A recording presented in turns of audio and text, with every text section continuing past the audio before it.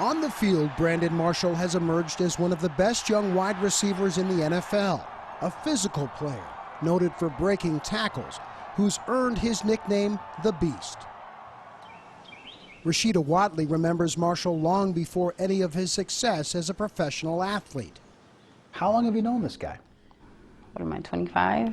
How old was I, 13? I guess I've known him for 12 years. Marshall was the young man who showed up decked out in his Sunday best to escort Watley to their 8th grade prom in suburban Atlanta. It was just a lot of stuff about Rashida and Brandon going to get married, and Rashida and Brandon this, Rashida and Brandon that. He was always smiling. He was a very polite young man. Rashida's parents, Vienna and Clarence Watley. He said that he knew he was going to pursue a professional career and that he was going to marry my daughter. And for a time, Rashida Watley says it appeared that would happen. As Marshall went on to star at the University of Central Florida. But while living together in Florida, Watley says, Marshall changed. She says he became increasingly short-tempered, and one night in early 2006, out of nowhere, violent. He comes in the room and he choked me on the bed. We were arguing and we were in the room and he choked me on the bed, really, really choked me. That incident was one of several Watley says she never reported to police. But Outside the Lines has obtained police reports and conducted interviews that detail 7 separate cases of alleged domestic violence over nearly 2 years in 3 states and Puerto Rico involving Marshall and Watley. The first reported incident was in June 2006, shortly after Marshall was drafted by the Denver Broncos. Marshall told Orange County, Florida police that Watley, who'd become jealous over another woman, began scratching, slapping, and punching him inside their Orlando apartment. Watley, who filed her own police report by phone 3 days after the incident, says Marshall was the aggressor and that he slapped her in the face and pushed her to the ground. I was being slapped and I literally was slamming into the floor, he was so strong that he was knocking me on the ground. And I jump up and I start going crazy. I'm screaming. I'm like, get the hell away from me. I'm freaking out. I'm screaming help. I'm hoping somebody will call the police. Despite that, Watley never pressed charges and says she agreed months later to give Marshall another chance. There will be people who will watch this and say, well, why the heck did she stay with the guy? Why did you stay with him?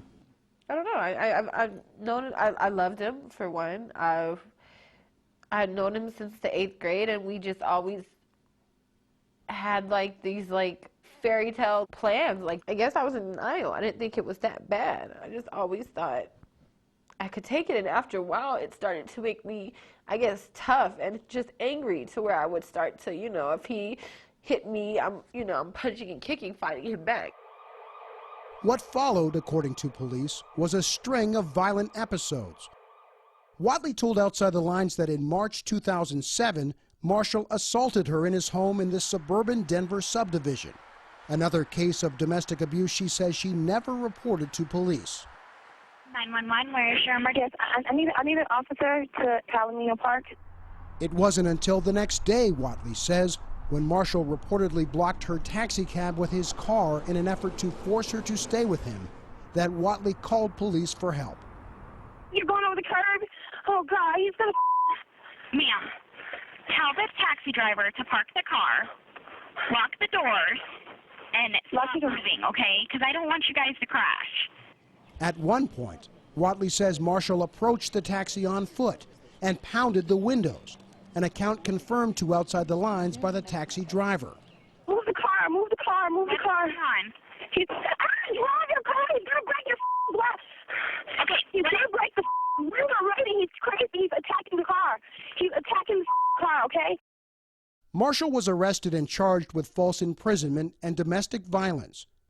He later explained that he was just trying to retrieve his BlackBerry, which he said Watley had stolen. The charges were dropped a few months later after Marshall completed anger management classes. The Watleys say they expressed their concerns to the Broncos about Marshall's alleged abuse shortly after he was drafted by the team in 2006, when they called Betsy Klein, at the time the Broncos' executive director of player and organizational development. In 2007, around the time of the taxicab incident, the Watleys say Klein called them. She was calling on behalf of Brandon. And I said, well, what do you mean there was an incident with Rashida? I don't know about any incident with Rashida. And she said, well, Brandon had obviously hit her, assaulted her, and he was very upset by it, and that we needed to understand where he was coming from, and he was trying to get her to help him work through it. You get a call from a person in the Broncos front office essentially telling you that Rashida needs to forgive Brandon? Yes. That's what she said. We needed to give him a second chance. I told Betsy, I said, you guys putting a trophy case in the Broncos organization more than you are valuing the protection and safety of my daughter. But Watley's daughter continued to stay with Marhsall. The couple moved into this Atlanta condo building in May 2007. The next month, more trouble. Watley says she grabbed a kitchen knife during a heated argument with Marhsall. He just kind of came at me and we wrestled, and next thing I knew, my leg was bleeding like crazy and I'm screaming all over the apartment. Watley later told police Marhsall cut her in the right thigh and punched her in the forehead. In addition to calling police, Watley called her best friend Christina Spivey, who would later arrive at the condo to drive Watley here to Atlanta's Grady Memorial Hospital. Around 6 a.m. as they were leaving the condo, Watley and her friend Christina Spivey say they saw Brandon Marhsall sitting in his SUV in this parking lot. Spivey says she decided to block Marshall's exit and call police. As she was on the phone with the 911 dispatcher, Spivey says Marhsall rammed the back of her car with his SUV, then got out of his truck, grabbed a rock, and approached her vehicle. What happened next is recorded on a 911 tape. He's about to come break my window. He has a brick in his hand. If this breaks my window, then what is police at? If this breaks my window, I'm going to push the out. What I say? What I say?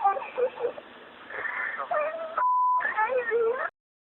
This is Spivey's car after that night, and this is Watley's thigh, where she received several stitches for a knife wound. I remember telling my friend and her mom, like, I'm like a battered girlfriend. Like, what the hell is wrong with me? Why am I in this situation? I'm like, really a battered girlfriend? And they're like, yeah, you are. After the incident, Watley's attorney sent this email to Marshall's attorney, requesting $100,000, telling him if Marhsall paid the money, Watley wouldn't press charges. A year earlier, Watley's attorney sent a similar letter to Marhsall, requesting $500,000. No money ever changed hands, and the couple eventually got back together. Not until March 2008, when Watley was found in the Atlanta condo with several cuts on her lips after a fight with Marhsall, according to a police report, did she finally decide to pursue a criminal case. Marhsall was arrested and charged with 2 counts of misdemeanor battery. Watley took out a protective order that next day, the 3rd time she'd taken such a step against Marhsall. Marhsall was asked about that March incident and his alleged history of domestic violence in a June 2008 interview with a Denver TV station. I never put my hands on her. All I can do now is just try to, get in front of it and prove to the fans and the community that, I'm aggressive on the field. I play with a lot of emotion on the field, but I respect women and I never once put my hands on her. But nearly a year before that interview, in an email Watley says she received from Marhsall, Marhsall used a far less defiant tone. Watley says the email came nearly a month after that night Marhsall stabbed her in the leg. "Please don't take everything away from me," Marhsall wrote to Watley in the email. Marhsall goes on to make an apparent reference to Watley's black eye, telling her, quote, "Your eye. I don't even remember how that happened. All I know is I came in drunk playing and it got serious. I was triggered by you yelling and I lost control."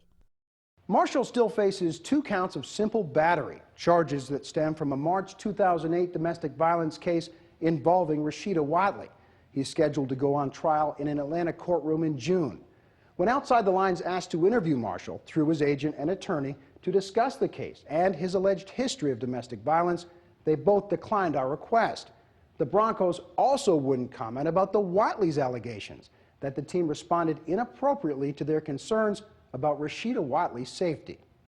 On balance, what are your impressions of how the Broncos handled this situation with your daughter? I think they handled it horribly. I feel like the Broncos victimized my daughter far more than Brandon. I feel they're responsible for her being victimized. Watley herself admits she sent the NFL mixed signals. After pressing charges against Marhsall in Atlanta, she says, at Marshall's request, she sent a letter to NFL Commissioner Roger Goodell denying Marhsall had ever abused her. Watley told Outside the Lines she later recanted during a meeting with NFL security, saying then that the abuse did in fact happen. In early August 2008, just weeks before the NFL season, Goodell suspended Marhsall for the Broncos' first 3 regular season games. Despite that, Marhsall remained upbeat during training camp. All I can do is, come out here every day and try to be the best player I can be. And my job right now is just to be a leader on this team and get the guys out there better. After an appeal by Marhsall, the commissioner reduced his suspension to just 1 game plus an additional fine. We take the issue of domestic violence very seriously in several ways, an NFL spokesman said in a statement to Outside the Lines. On Brandon Marhsall, a potential reduction in his initial 3-game suspension was always contemplated if he complied with required counseling and other conditions of the suspension. To me, that gave Brandon a signal that how he was behaving was okay, that he was not going to suffer any worse consequences than missing 1 game and paying for a game, and that was disgusting to me. It's just too much. And they ought to be shame themselves to say that the NFL cares. They don't care. They care if the stadium is full. They care if people buying merchandise. But who cares about my daughter with her head slashed, with her cut on her? Who cares? While in Hawaii for this year's Pro Bowl, Marhsall got engaged to Michi Nogami Campbell. Weeks after the engagement, the couple was arrested when, according to police, they were seen hitting and kicking one another outside the Atlanta condo Marhsall had previously shared with Watley. Charges of disorderly conduct against Marhsall and his fiancée were dismissed the same day. For her part, Watley is trying to move forward with her life. She's now attending culinary school in Atlanta and runs a small catering business. With a trial looming in June, the past she's anxious to move beyond remains ever present. Somebody has to stand up and stop him from doing this, because the Broncos haven't done it, the NFL hasn't done it, Atlanta Police Department hasn't done it. Somebody has to do it.